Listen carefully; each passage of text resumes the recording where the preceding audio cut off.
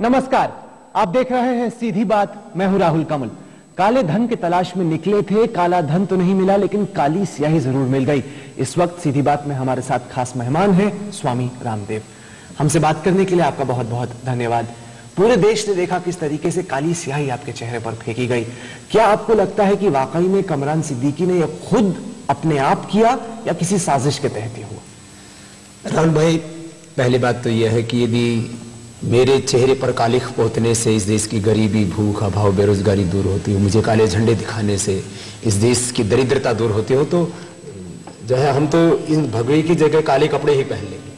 परंतु जहां तक साजिश की बात है, मैं किसी पार्टी को टारगेट नहीं करना चाहता, लेकिन इस पूरे घटनाक्रम के बाद जो कांग्रेस पार्टी के कुछ प्रवक्ताओं के और वहां के जो कुछ महासचिव, उनके जो बयानात आते हैं, वो ये बयान करते हैं कि दाल में कुछ काला ही नहीं, इसके पीछे बहुत बड़ा घोटाला है। एक उनके महासचिव कहते हैं कि जो जैसे करेगा वैसे भरेगा, इसका मतलब तुम ऐसे कुकृत्यों को प्रोत्साहन दे रहे हो। और फिर वो कहते हैं बाबा रामदेव लोकतंत्र के लिए बहुत बड़ा खतरा है, जैसे हम आतंकवादी हैं, हम उग्रवादी हैं। फिर आगे कहते हैं कि बाबा को योग के अलावा इस लोकतंत्र को का महापर्व हमने चुनाव को कहा। हमने कहा कि ऐसे लोगों को वोट दो जो गुनहगार ना हो, इस देश की लूट के लिए जिम्मेदार ना हो। क्योंकि कांग्रेस के दिग्विजय सिंह कहते हैं कि चूंकि बाबा रामदेव एक्सपोज हो गए थे, क्योंकि उनकी क्रेडिबिलिटी थोड़ी खत्म हो गई थी, तो सहानुभूति बटोरने के लिए उन्होंने संघ के साथ मिलकर यह साजिश रची कि एक बार फिर से उनकी थोड़ी सहानुभूति बने लोगों की आंखों में। देखिए, मेरी क्रेडिबिलिटी देश के 121 करोड़ लोगों के अंदर है। मैंने प्रामाणिकता के साथ उनकी सेवा की, मैंने देश के साथ धोखा और गद्दारी नहीं की है। और मैंने 10 करोड़ से ज्यादा लोगों की सीधे तौर पर और 100 करोड़ से ज्यादा लोगों की परोक्ष रूप से सेवा की है। और जहां तक साजिश की बात है, तो जो इंटरनेट पर जो खबरें चल रही हैं, पूरी सोशल मीडिया में जो खबरें चल रही हैं, उसमें एक मुख्यमंत्री के साथ उसकी फोटो है, जो है लड़का इस जो है एक पाप करने के लिए एक सन्यासी के चेहरे पर कालिख पोतने के लिए उन्होंने भेजा।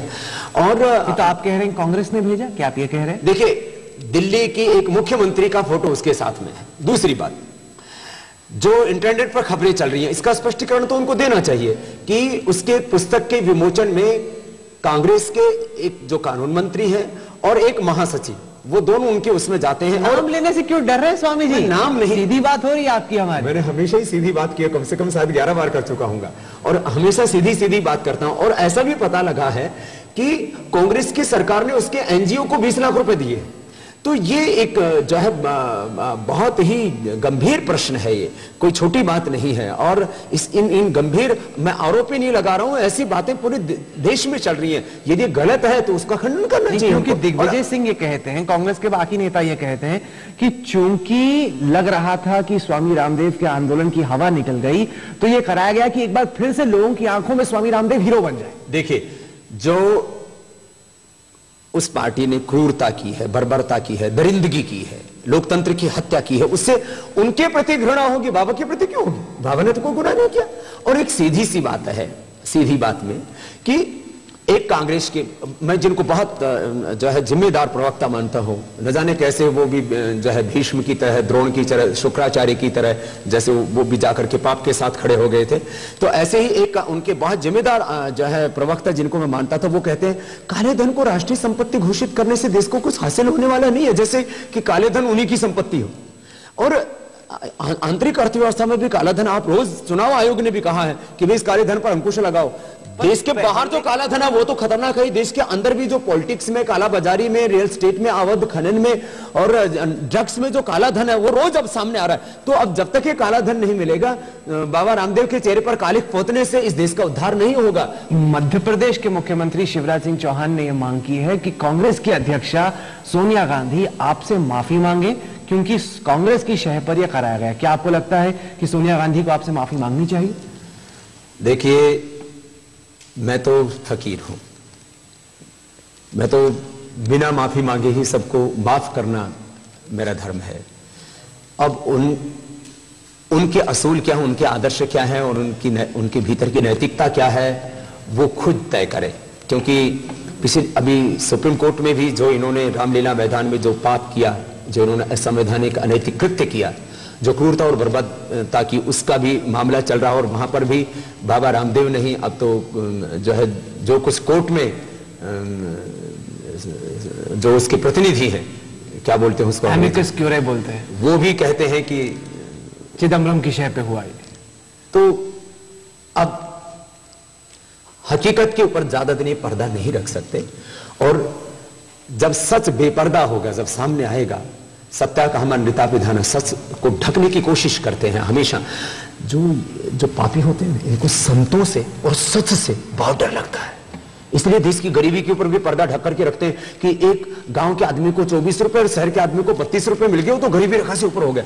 गरीबी के ऊपर पर्दा ढक करके रखते हैं। देश में किसानों की आत्महत्या हो रही है, चारों तरफ देश नर्क बना हुआ है, सबके ऊपर पर्दा पर्दा पर्दा लगाए हुए।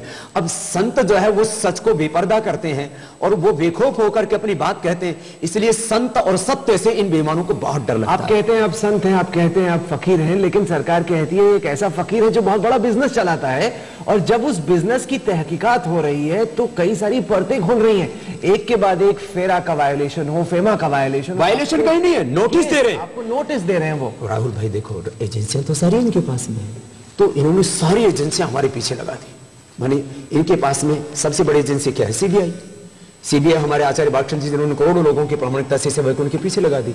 ईडी है और तमाम, मुझे तो उन सरकारी डिपार्टमेंट्स का भी नाम पता नहीं। हमारा पूरा वहां पर एक प्रबंधन के लिए पूरी टीम है, वो उस काम को देखती है। सारी सरकार की एजेंसियां लगा दी। 6 महीने से ज्यादा समय बीत चुका। ये एक रुपए भी बताया कि स्वामी रामदेव ने जन्म से लेकर के आज तक कहीं पर 1 रुपए की बेईमानी की। और यदि मुझे जो है स्कॉटलैंड में कोई जो है आइलैंड देता है, मुझे अमेरिका में कोई दान देता है, और देश में भी मुझे, इनको तो 1000 एकड़ जमीन देने से जो है भीतर इनको कष्ट हो रहा है, तकलीफ हो रही है। मुझे तो लाखों एकड़ ने पूरी दुनिया दान में मिलती है, तो ये तो मेरी क्रेडिबिलिटी है, ये तो मेरी विश्वसनीयता है। और देश में मुझे करोड़ों लोग दान देते, उससे मुझे, और हमने कोई रिजर्व नहीं रखा। हमें जो कुछ दिया, हमने इससे विश्वविद्यालय बनाया, योग ग्राम बनाया, पतंजलि पीठ बनाया, हमने जो कुछ किया वो पूरी दुनिया के सामने। और इन्होंने अपनी राजनीतिक पार्टियों में लाखों करोड़ रुपए का चंदा लिया है। आखिर देश को क्या दिया है? और ऊपर से लूट लिया है। तो इनकी लूट का सच और हमारी सेवा का सच, हमारी प्रामाणिकता, हमारी विश्वसनीयता वो लोगों के सामने है।